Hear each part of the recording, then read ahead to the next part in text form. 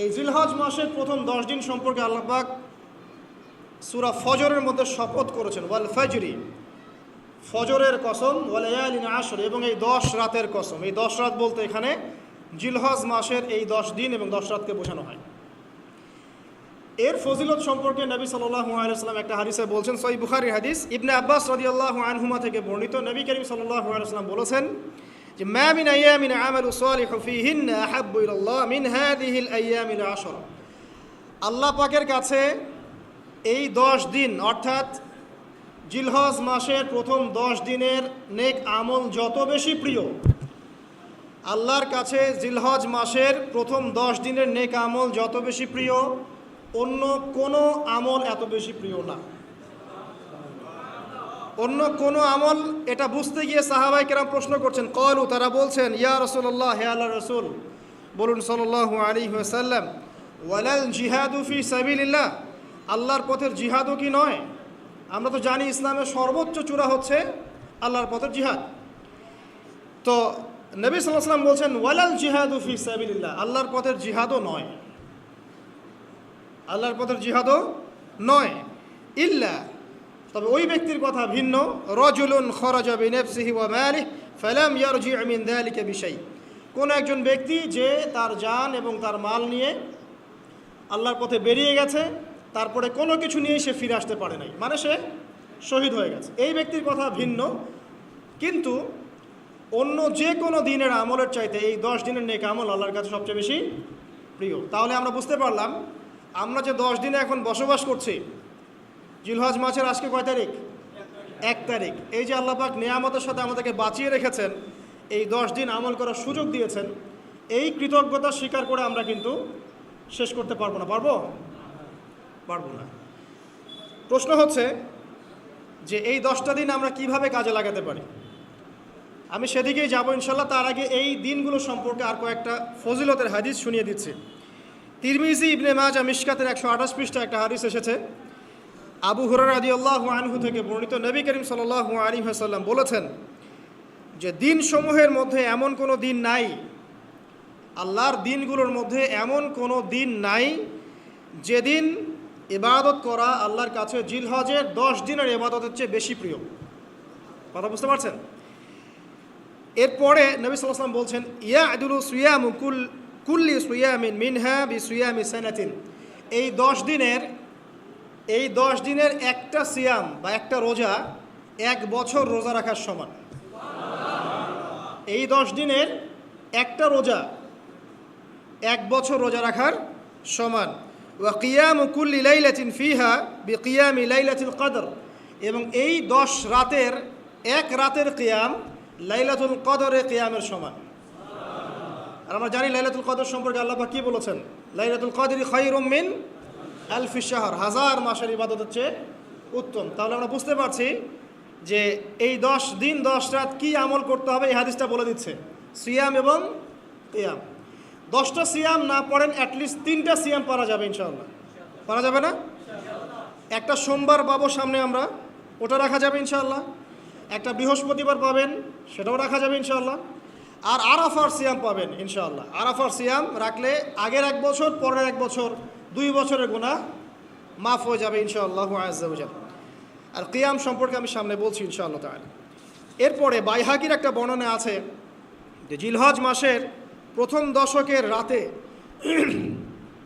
জিলহজ মাসের প্রথম দশকের রাতের প্রত্যেকটা নেক আমলকে 10 দিয়ে গুণ করা হয়, 10 গুণ বৃদ্ধি করা হয়। সুবহানাল্লাহ। আরও আছে বাইহাকি এবং ইসবাহানির বিশুদ্ধ সনদে হযরত আনাস বিন মালিক রাদিয়াল্লাহু আনহু থেকে বর্ণিত আছে, জিলহজ মাসের প্রথম দশকের প্রতিদিন 1000 দিনের সমান, মানে প্রতিদিনের আমল 1000 দিন আমলের সমান, এবং আরাফার দিনের মর্যাদা 10,000 দিনের সমান।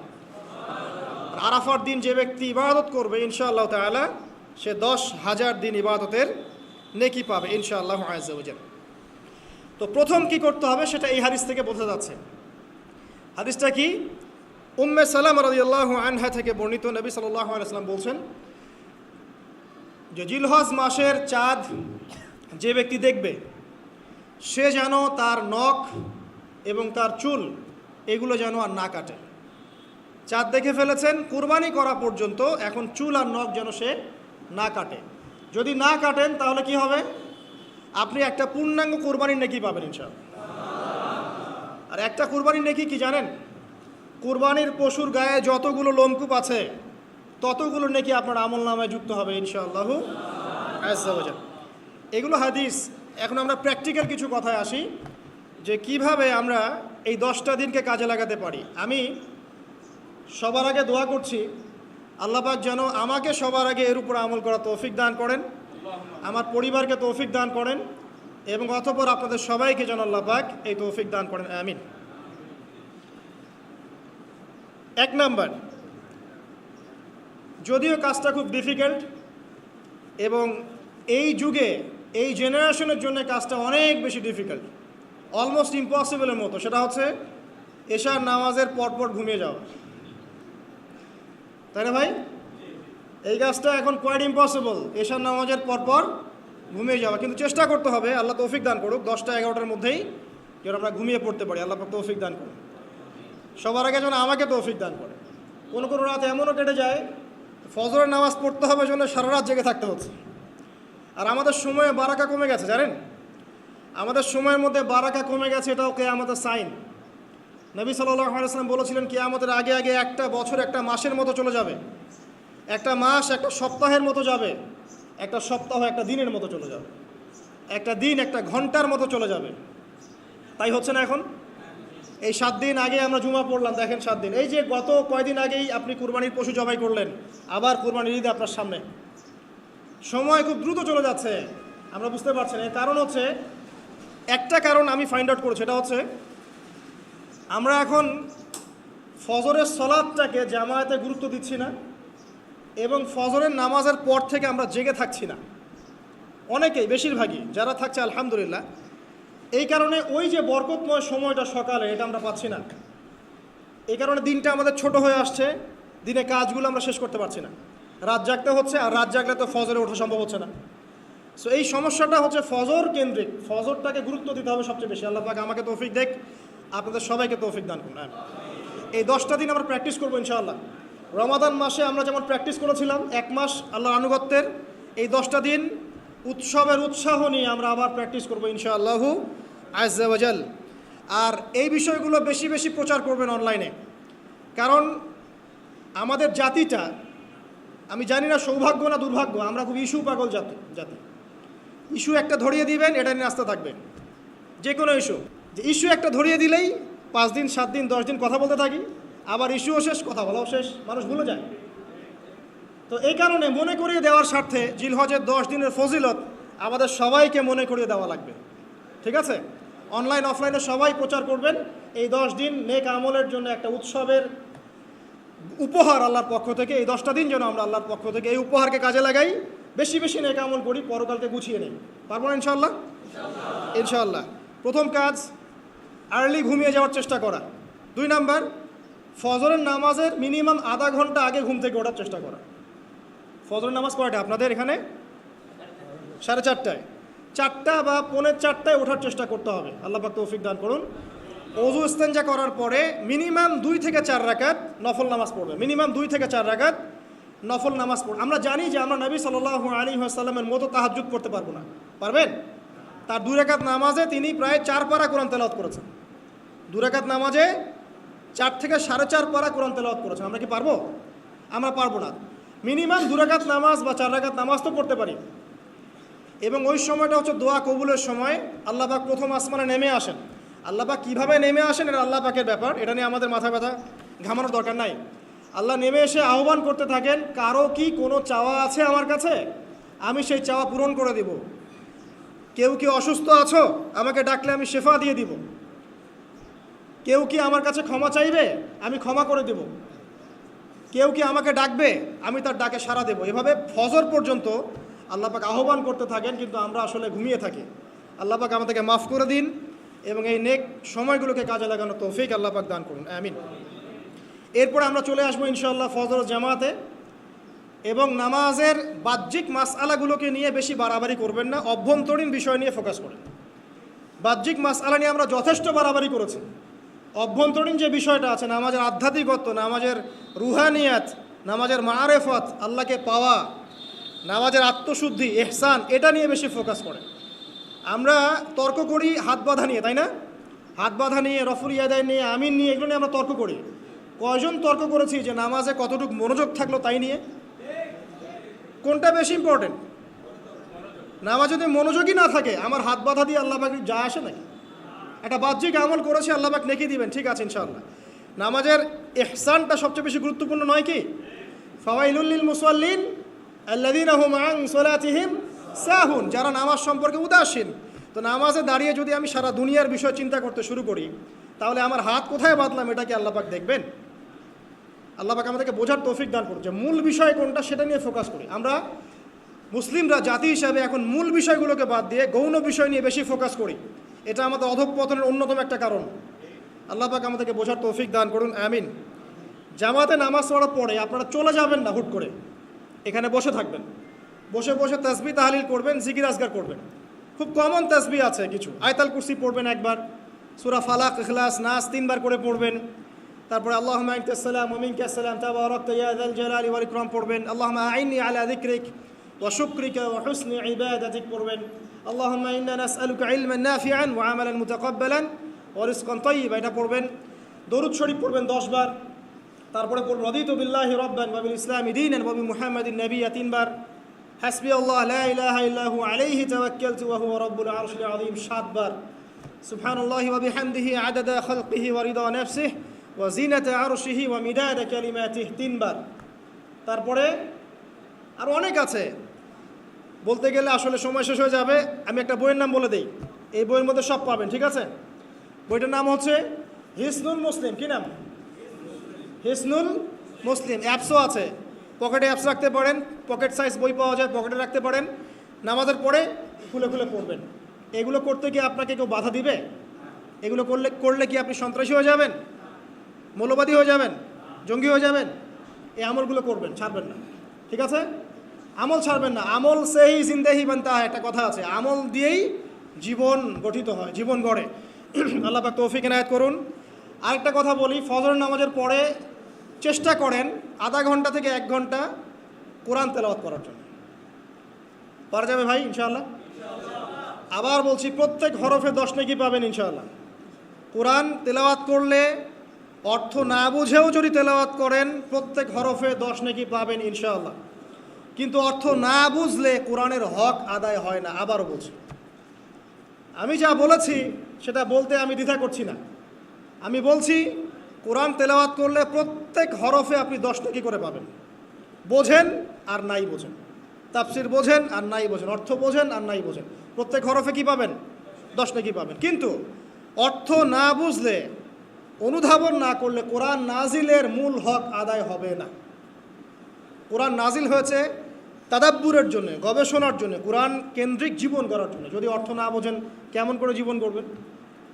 আর যতটুকু বুঝবো আলহামদুলিল্লাহ, যেটা বুঝবো না ওলামায়ে কেরামের কাছে যাব, জিজ্ঞাসা করবো, জেনে নিব, সিম্পল। আমি তো সব বুঝবো না, বুঝবো? আমি তো সব বুঝতে পারবো না, যেটা বুঝবো না আলেমদের কাছে জিজ্ঞাসা করে নেব।